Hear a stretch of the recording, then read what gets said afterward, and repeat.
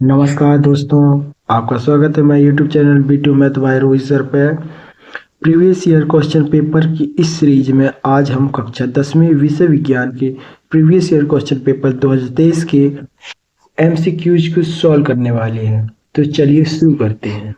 आगे बढ़ने से पहले वीडियो को लाइक करें, ज़्यादा से ज़्यादा लोगों में शेयर करें और हमारे यूट्यूब चैनल को सब्सक्राइब करें ताकि आगे की सभी नोटिफिकेशन समय से मिल सके। चलिए शुरू करते हैं। कैल्शियम ऑक्साइड की जल के साथ अभिक्रिया किस प्रकार की है? तो इसका उत्तर आएगा ऊष्मक्षेपी अभिक्रिया। कैसी होती है देखिए, पहले बता देते। कैल्शियम ऑक्साइड होता है, कैल्शियम ऑक्साइड, इसमें जब हम जल के साथ अभिक्रिया करते हैं H2O के साथ अभिक्रिया जब भी होती है तो इसमें क्या बनता है?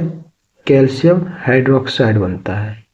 ठीक है, कैल्शियम हाइड्रोक्साइड बनता है, प्लस इसमें जो ऊष्मा निकलती है वो बाहर निकलती है, ऊष्मा बाहर निकलती है। तो ये ऊष्मा बाहर निकलती है अर्थात वह ऊष्मक्षेपी अभिक्रिया है। इसमें कैल्शियम हाइड्रोक्साइड बनता है। ठीक है, इसके बाद दूसरा क्वेश्चन है हमारा, धातुओं द्वारा कौन सा गुण प्रदर्शित नहीं किया जाता? देखो, धातु द्वारा भंगुरता प्रदर्शित नहीं करती।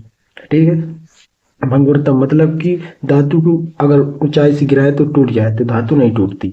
देखो, विद्युत चालकता, धातु में विद्युत चालकता का गुण पाया जाता है। ठीक है, तन्मयता, धातु को खींच के हम तारों में बदल देते हैं। आघात वर्धिता, जब धातुओं को हम आघात करते हैं तो उससे आवाज निकलती है, उसी को आघात वर्धिता बोलते हैं। तो यह सभी गुण धातु में पाया जाता है। भंगुरता जो होता है धातु में नहीं पाया जाता। इसके बाद तीसरा क्वेश्चन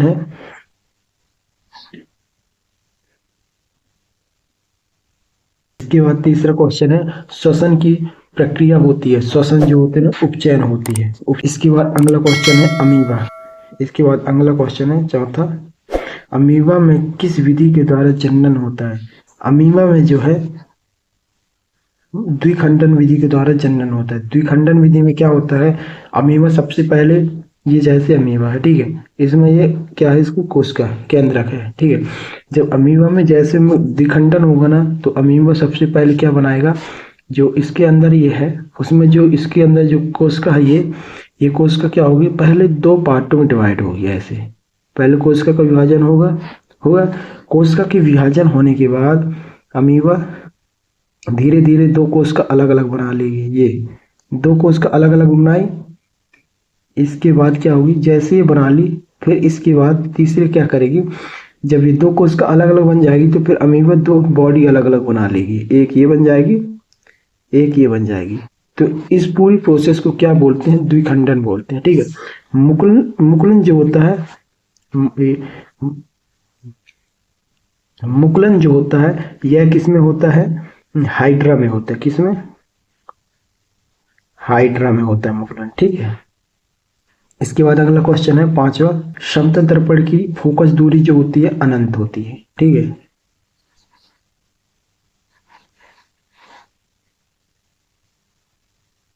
इसके बाद छठवां क्वेश्चन है, प्रतिरोध का जो मात्रक होता है वह ओम होता है। ओम को कैसे प्रदर्शित करते हैं? ये इसे बोलते हैं ओम। इसके बाद अगला क्वेश्चन है, विद्युत ऊर्जा को यांत्रिक ऊर्जा में बदलने की युक्ति जो होती है मोटर होती है। ठीक है, हम विद्युत ऊर्जा को यांत्रिक ऊर्जा में बदलने की युक्ति जो होती है मोटर होती है। मोटर से हम विद्युत ऊर्जा को यांत्रिक ऊर्जा में बदल सकते हैं। अमीटर जो होता है इसमें विद्युत धारा मापते हैं। गैल्वेनोमीटर विद्युत धारा की उपस्थिति नापते हैं। जनरेटर जो होती है यांत्रिक ऊर्जा को विद्युत ऊर्जा में बदलता है। ठीक है, इसका जस्ट अपोजिट करता है जनरेटर। इसके बाद अगला क्वेश्चन है, एक परितंत्र में मनुष्य जो होता है सर्वाहारी होता है। ठीक है, इसके बाद रिक्त स्थान भरिए।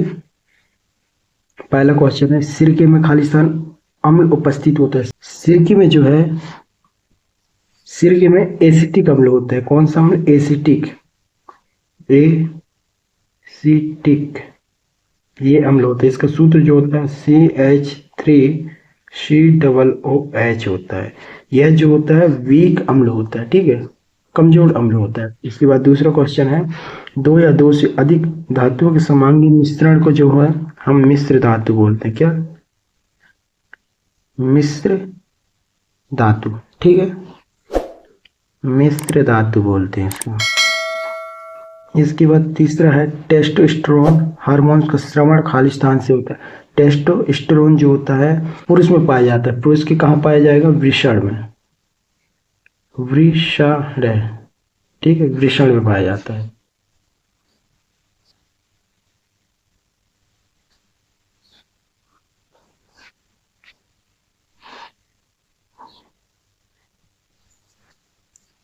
इसके बाद चौथा क्वेश्चन है, यदि एक पुष्प के परागकण दूसरे पुष्प पर स्थानांतरित होते हैं तो यह प्रक्रिया परागण कहलाती है।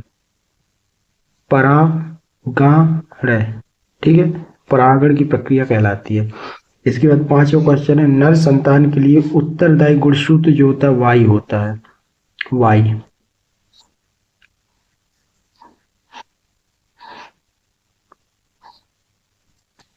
नर संतान के लिए उत्तरदायी गुणसूत्र वाई होता है, ठीक है। छठा क्वेश्चन है, वस्तुओं को हम खालिस्तान की उपस्थिति के कारण देख सकते हैं तो प्रकाश की उपस्थिति के कारण, ठीक है, प्रकाश की उपस्थिति रहती जब ये हम देख सकते हैं। सातवां क्वेश्चन, प्रिज्म द्वारा रंग की प्रकाश किरण का विचलन सर्वाधिक होता है तो इसका आंसर बैगनी रंग का होता है। बैगनी रंग का, ठीक है, बैगनी रंग का जो है सबसे ज्यादा बैगनी रंग के कलर का इससे होता है।